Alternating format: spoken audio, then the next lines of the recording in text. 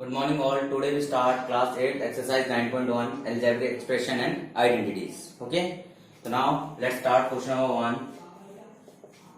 What is question number 1? Question number 1, identify the term, their coefficient for each of following expression. Okay. Here is expression. What is expression? Expression when there are some terms, there are some terms connected by plus or minus sign. कुछ terms होते हैं जो आपके plus और minus sign से connected होंगे, that is known as the expression. Algebraic, that means आपके वहां एल्जेब्रा यूज हो रहा है, plus minus multiply divide. And identities, read in future. ठीक है, आइडेंटिटीज को नेक्स्ट एक्सरसाइज में हम लोग पढ़ेंगे. तो एक्सप्रेशन को यहाँ पे पढ़ते हैं. तो आपको बोला गया है यहाँ पे आइडेंटिफाई टर्म्स. क्या आइडेंटिफाई करना है? Identify terms, their coefficient for and their coefficient. Okay, and their coefficients. Clear? तो देखिए यहाँ पे सी केयरफुली. ठीक है, listen. 5xyz square minus 3zy. What are terms? Terms क्या होते हैं? ओके, टर्म्स बेटा उन पार्ट को कहते हैं जो प्लस और माइनस से सेपरेटेड होते हैं, that is known as the terms. Now here are two terms. This is the first term, second term. This is the first term, second term. Here is no sign, that means this sign is plus. Now terms, क्या terms आपके? Here terms is 5xyz square minus 3zy. These are the terms. Okay, now these are terms. आपके पास क्या हो गया बेटा? ये terms हो गए आपके. नाउ कोफिशिएंट आपके पास देखिए, कोफिशिएंट आपके पास, coefficient of 5xyz square. What is coefficient? Coefficient is always a constant term. Coefficient is always a constant term. Coefficient is 5, coefficient of minus 3zy. Here is minus 3. Coefficient is minus 3. Clear? आपके पास जो भी terms होंगे plus और minus से separate होंगे, वो आपके पास क्या होंगे? जो भी आपकी वैल्यू प्लस और माइनस से सेपरेट होगी, that is known as the terms. इन्हें क्या कहेंगे बेटा? हम टर्म्स कहेंगे. और जो भी आपके पास टर्म्स होंगे, उन टर्म्स में जो भी आपके पास वैल्यू होगी, आपकी न्यूमेरिकल वैल्यू जो भी होगी, that is known as the coefficient. This may be positive और नेगेटिव. अगर आपकी कोई भी वैल्यू गिवन नहीं है, दैट मीन्स आपको कुछ भी गिवन ना होता तो आपको वहां पे 1 होता है. क्लियर है? विद देयर साइन, साइन देख लेंगे. अगर प्लस का हो तो +1, माइनस होगा तो -1. ओके, देखिए अब इसमें बी पार्ट में देखिए. बी पार्ट में एक्सप्रेशन आपका बना हुआ है 1 + x + x square. 1 + x + x square. This the expression. देखिए इसको क्या कहते हैं हम लोग? इसको हम लोग बोलते हैं एक्सप्रेशन. क्लियर है? यह आपका क्या होता है? एक्सप्रेशन होते हैं. क्लियर? तो देखिए एक्सप्रेशन में आपके पास आपके क्या टर्म्स बोले गए हैं. ठीक है, टर्म्स आपके पास क्या आ गया बेटा? आपके टर्म्स जो हो गए यहाँ पे, टर्म्स आपके पास आ गया 1x एंड x स्क्वायर. देखिए आपको बोला गया था जो भी प्लस और माइनस से सेपरेट होते हैं, 1x and x square are the terms. आपके पास क्या आ गए? टर्म्स आ गए. अब देखिए यहाँ पे हमें कोफिशिएंट बताने. तो कांस्टेंट का कभी भी कोई कोफिशिएंट नहीं होता बेटा. कांस्टेंट का कोई भी कोफिशिएंट नहीं होता. देखो किसका कोई भी कोफिशिएंट नहीं निकलेगा. Coefficient of x and x square अभी हमने डिस्कस किया. जिसके आगे कोई कोफिशिएंट नहीं होता, जिसके आगे कोई कोफिशिएंट नहीं होता, उसका कोफिशिएंट ऑलवेज क्या होता है? 1 होता है. Coefficient of x and x square is 1. Coefficient of x and x square is 1. Clear? Next देखिए आपका थर्ड पार्ट आपके पास. Third part 4x square y square, 4x square y square minus 4x square y square z square plus z square plus z square x square y square z square plus z square. Now terms. What is terms? Terms are that which is separated by plus or minus. This is the first term 4x square y square.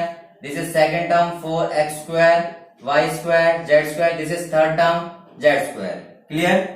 Now coefficient of 4x square y square. Coefficient of 4x square y square is 4. Coefficient of -4x square y square z square is -4. Now coefficient of z square is 1. Okay, these are the coefficient. आपके क्या हो गए? Coefficient हो गए x4 x square y square का 4 minus 4 x square y square z is -4, coefficient of z square is 1। Clear? Now fifth part देखिए, fourth बेटा आप खुद कर लेंगे। फोर्थ में आपके पास सारा गिवन है आपको, ठीक है। यहाँ पे आपके पास देखिए 3 minus P Q plus Q R minus R P आपके टर्म्स हो जाएंगे। कोफिशिएंट देखिए, पी क्यू का कोफिशिएंट -1 एंड क्यू आर का कोफिशिएंट +1, आर क्यू का कोफिशिएंट -1। ओके, अब देखिए हम इसमें फिफ्थ पार्ट को चेक करते हैं। देखिए फिफ्थ पार्ट को चेक करेंगे हम यहाँ पे। फिफ्थ पार्ट में देखिए बेटा आपका टर्म्स आपको गिवन है। टर्म्स आपको देखिए, पहले एक्सप्रेशन देखते हैं हम लोग। Expression x/2 plus y/2, x/2 plus y/2 minus xy, this is expression, this is expression. क्या हो गया आपका? ये एक्सप्रेशन आ गया। अब देखिए यहाँ पे टर्म्स चेक करेंगे। क्या करेंगे? टर्म्स चेक करेंगे। x/2 y/2 and minus xy, these are the expression. क्या है आपके? ये these are terms of expression. क्या हो गए? ये आपके एक्सप्रेशन के क्या है बेटा? ये आपके टर्म्स हैं, x/2 y/2 minus xy। Now coefficient of x/2, तो कोफिशिएंट ऑफ x/2 देखिए, x को एज इट इज रहने देंगे बेटा। आपके पास क्या बनेगा? 1/2 of, we can write as 1/2 of x, we can write as 1/2 of x. Okay, now coefficient of x/2 is 1/2, coefficient of x/2 is 1/2, coefficient of y/2, coefficient of 1/2 of y, that means coefficient of y is also 1/2, coefficient of minus of xy, coefficient of minus of xy is -1. Clear? Any doubt? Therefore hence we can find, इसी तरीके से हम क्या find out कर सकते हैं? Terms किसी का फाइंड आउट करने हो तो आपके जो भी नंबर आते हैं किससे separate, they are separated by plus और माइनस। वी कैन से, उन्हें हम कहते हैं टर्म्स कहते हैं। These are the 3 terms, there are also 3 terms, there are 2 terms, there are 3 terms. Okay, now constant value in front of variables, आपके variables के आगे मल्टीप्लिकेशन में जो भी कांस्टेंट वैल्यू होगी वो आपका क्या होगा यहाँ पर? That is known as the coefficient of that term, that is known as the coefficient of that term. Clear? Note down.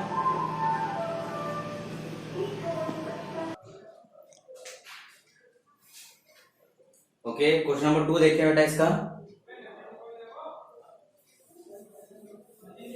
अभी हमने किसके बारे में समझा? हमने टर्म्स के बारे में समझा। टर्म्स आपके पास क्या होते हैं? प्लस और माइनस से सेपरेटेड किसी भी एक्सप्रेशन में जो वैल्यूज होंगी that is known as the terms. किसी भी एक्सप्रेशन के अंदर प्लस और माइनस से सेपरेटेड जो वैल्यू होंगी that is known as the terms. Clear है? तो देखिए यहाँ पे क्वेश्चन नंबर 2 को देखते हैं बेटा। आपका क्वेश्चन नंबर 2, क्वेश्चन नंबर 2 में आपको बोला क्लासिफाई द फॉलोइंग पॉलिनोमियल। ठीक है, तो आपके पास बोला क्या है? Monomial, monomial, binomial, trinomial, okay, and next one is polynomial. आपसे बोला गया है पॉलिनोमियल। अब होता क्या है सर, पहले इसके बारे में हम समझते हैं कि भाई ये होती क्या चीजें हैं, देन हम जो क्वेश्चन होगा उसको हम रीड आउट करेंगे, सॉल्व करेंगे इजीली। ओके, तो सबसे पहले देखिए मोनोमियल। मोनोमियल दैट मीन्स, नाम से ही क्लियर है, mono means 1, bi means 2, tri means 3, poly means many, poly means many. Clear है? Mono means 1, bi means 2, tri means 3, poly means many. Okay, ये आपके पास क्या चीजें हैं? ये आपके पास टर्म्स है। मोनोमियल में आप क्या, there is only one term, there is only one term in the expression, यहाँ पे एक्सप्रेशन में सिर्फ कितने टर्म्स होंगे? There is only one term in the expression, सिर्फ एक टर्म होगा एक्सप्रेशन में। Like X Y Z, X Y Z, Z square, K square, P square, K square, there is only one term. Therefore x is single term, y is single term, z is single term, x y z is single term, z square is single term, k square is single term, p square k square is also a single term. That means there is only one term, that is known as the monomial. Okay, binomial, there is only two terms, there is only two terms. Okay, in the expression में यहाँ पे क्या होंगे बेटा? Expression में यहाँ पर there is only two terms, therefore means x plus y plus z, x plus 2, y minus 2, x square y square plus z square, okay, k minus 2, k minus p, k minus z. Okay, there is only two terms in the expression. That means they are separated by plus or minus. There are two term. There is two term. There is two term. There is two term. There is also two term, and the last there is two term. That means they are separated by plus or minus. We also this second term is also constant as well as there is a variable. Constant भी हो सकता है आपका, variable भी हो सकता है. Trinomial. Okay, you already understood. आप समझ गए होंगे. There is three term. There is three terms. क्या होंगे यहाँ पे बेटा आपके? There is three terms in the expression. क्या होंगे बेटा यहाँ पे? There is three term in the expression. यहाँ पे expression में आपके पास कितने term होंगे? There are three terms in the expression. Expression में आपके पास कितने terms होंगे? तीन terms होंगे. Like x plus y plus z, x square y square z square plus y square plus k square. There are three terms. There is also three terms. X plus 2 plus y. There is also three term. X square plus y square plus z square. There is also three term. Therefore, in each and every expression there is a three term. In each and every expression there is a three term. X plus y plus z, x square y square z square. These are one term, second term, third term. One term, second term, third term. One term, second term, third term. There is always three term in the expression. Okay. If there is more than three term, if there is more than three term in any expression, okay, if there is more than three term in any expression, किसी भी expression में आपके तीन term से ज्यादा होंगे, that is known as a polynomial. इसको क्या बोलेंगे बेटा यहाँ पे? Polynomial बोलेंगे. Like x plus y plus z plus t, x plus 2 plus x square plus x cube. Okay, there are more than three terms. More than three, that means there are 4, 5, 6, 7. Okay. Now your question given. First x plus y, that is a binomial. X plus y. Why? Because there are two terms. See on the book, there are 1000. There is only one term, that is monomial. Next one is x plus x square plus x cube plus x4. That means there are more than three terms. That is known as the polynomial. Okay.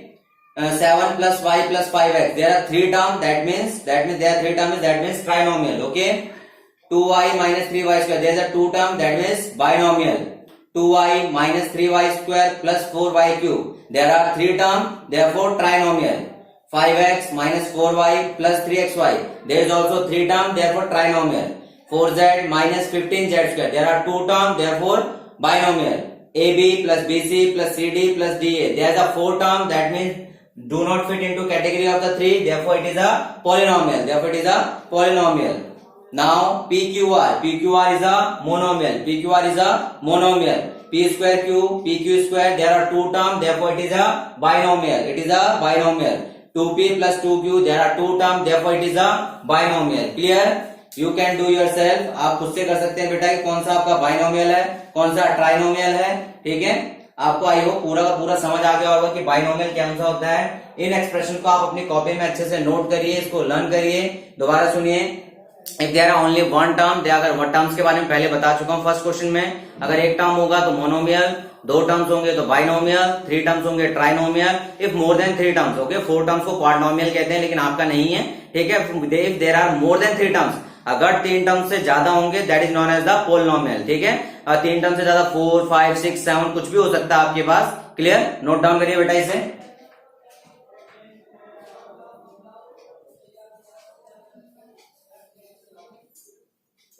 Okay, I hope आपको पूरा video पसंद आया होगा. अगर आपको video पसंद आया तो वीडियो को लाइक जरूर करिएगा. अगर आप लोगों से रिक्वेस्ट है कि अगर आप स्टार्टिंग से पहली बार इस वीडियो को देख रहे हैं तो आप प्लेलिस्ट में, डिस्क्रिप्शन में प्लेलिस्ट है, वहां जाके अपनी पूरी क्लास का सिलेबस देख सकते हैं कि आपका जो सिलेबस हो रखा है. Okay, thank you, have a nice day.